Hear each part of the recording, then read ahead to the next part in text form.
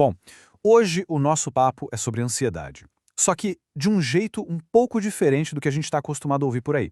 A ideia que vamos explorar é bem poderosa. E se a ansiedade não for uma falha, um defeito nosso, mas sim um processo biológico que a gente pode aprender a entender e, quem sabe, até usar a nosso favor? É uma virada de chave que, olha, pode mudar tudo. Então a grande pergunta que fica é essa aqui. E se a nossa briga com a ansiedade estiver partindo de um ponto de vista errado? Sabe? E se não for uma guerra para ser vencida, mas sim um sistema de alarme do nosso corpo que só precisa de um ajuste, de uma recalibragem? É com essa ideia na cabeça que a gente vai mergulhar nesse assunto hoje. Ok, para começar, a gente precisa entender o mecanismo da coisa. A ansiedade que não vai embora, aquela crônica, ela não aparece do nada. Ela funciona num ciclo, sabe? Um loop que se repete e se fortalece sozinho. Bora ver como é que isso acontece. E aqui está o coração do problema. Esse ciclo. Ele tem 4 partes. Primeiro, vem um gatilho. Pode ser qualquer coisa. Um pensamento, uma notícia, um barulho. Segundo, a sensação no corpo. O coração dispara, a respiração fica curta, dá aquele frio na barriga. Terceiro, a interpretação. A nossa mente na hora já grita perigo. E quarto, a reação. A gente tenta fugir, evitar, controlar a todo custo. E aí que mora o problema. Essa reação acaba ensinando para o nosso cérebro que aquela sensação era perigosa de verdade. E pronto, o ciclo se fecha e fica cada vez mais forte. E é aqui que a conversa começa a ficar muito, mas muito interessante. A grande virada de chave é a gente parar de enxergar a ansiedade como um problema só da nossa cabeça, um problema de pensamento, e começar a entender o que ela realmente é, uma resposta do nosso corpo. Olha só essa comparação, ela deixa tudo bem claro. A visão antiga qual era? Que a ansiedade é uma fraqueza, uma falha de controle, quase um defeito de personalidade. A visão nova, que é o que a gente está explorando, diz que não, nada disso. A ansiedade é uma resposta automática do nosso sistema nervoso, um mecanismo de sobrevivência que ficou sensível demais. Pensa nisso, não é uma falha de caráter. É como se o nosso alarme de incêndio interno estivesse desregulado e começasse a disparar com a fumaça da torradeira. E o mais legal dessa nova forma de enxergar é que ela abre portas para novas ferramentas.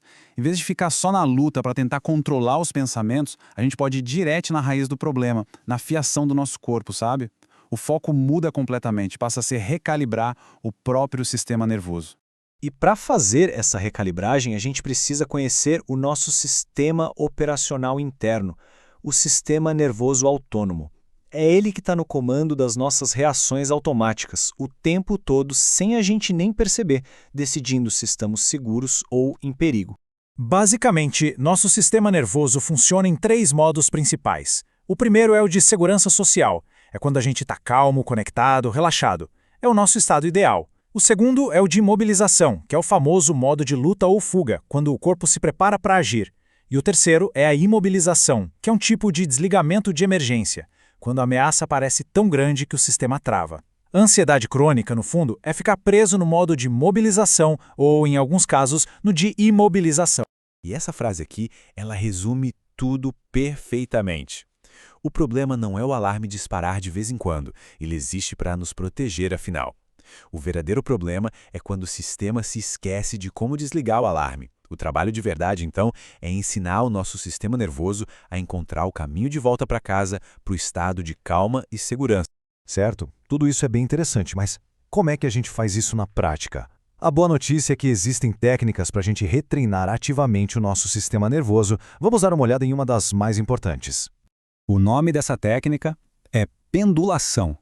A ideia por trás dela é muito simples, mas ao mesmo tempo muito, muito poderosa. É basicamente o ato de propósito, mover a nossa atenção como se fosse um pêndulo, um pouquinho para uma sensação de ansiedade e logo depois para uma sensação de calma e segurança em outra parte do corpo.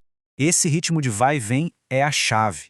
A gente visita rapidinho a sensação de ativação, de ansiedade e logo em seguida volta para descansar a atenção numa sensação de segurança. Com o tempo, com a prática, esse movimento ensina 2 coisas fundamentais para o nosso sistema nervoso. Primeiro, que a ativação não é o fim do mundo, ela é tolerável. E segundo, e talvez o mais importante, que o caminho de volta para a calma existe e está sempre disponível. É assim que se constrói resiliência de verdade, lá na base, no nível do sistema nervoso. Isso tudo nos leva ao ponto final. Como é que a gente mede o sucesso nesse processo? A meta aqui não é curar a ansiedade, não é eliminar para sempre.